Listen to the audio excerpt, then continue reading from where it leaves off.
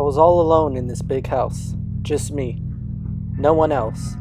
I was married for about 22 years. She didn't love me anymore, so she felt the need to leave me. I was okay with that. Intoxication was my best friend. I'd fight anything to drink with a kick and a day without sadness.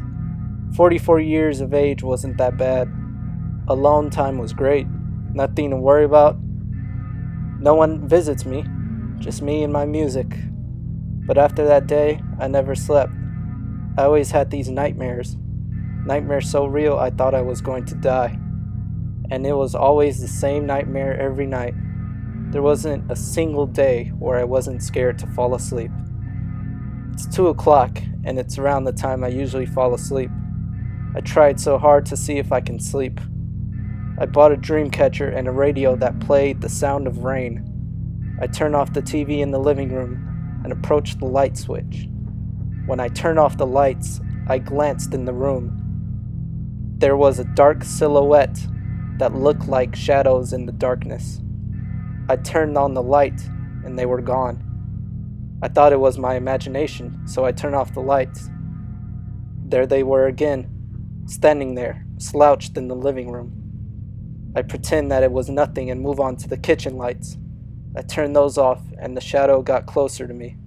In fear, I turned the kitchen lights back on, as well as the living room lights. I went to my bedroom and left all the lights on. I ignored it and tried to get some sleep.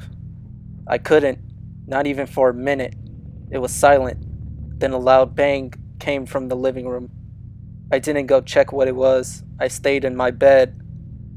Then I started to hear the lights from the living room, then the kitchen. I got up and looked out the hallway, and it was dark. Shadow was right by my bedroom door, 2 feet away from me. I shut the door and hid under the covers. The door opened. Its footsteps were loud.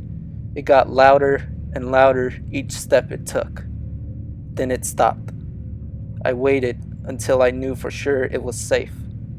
After 3 grueling minutes, I looked over my covers and sheets. I looked around to see where it went, but then I looked at my lamp next to my bed. She was beautiful, looked exactly like my wife. Her eyes were gone, her bottom jaw was broken and stretched down to her chest, her hair was wet, and her face was covered in deep scars. She only said one thing to me, "Jacob." Then she turned off the lights.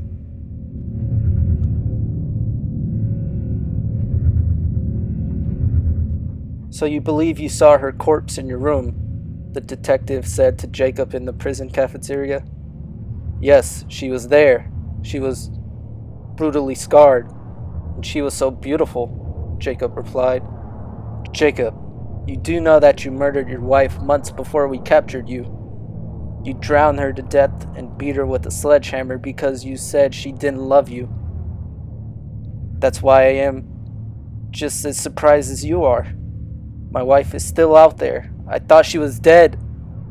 Jacob tries to grab the detective, but security already grabbed him and pulled him back to his cell. There I was in my cell, waiting for the next day to go by. I finally feel safe and relieved. I was never safe in that house. I knew it was haunted. And as for my wife, well, what can I say? The bitch had it coming. I went to sleep for the first time in months. "Jacob," whispered the shadow.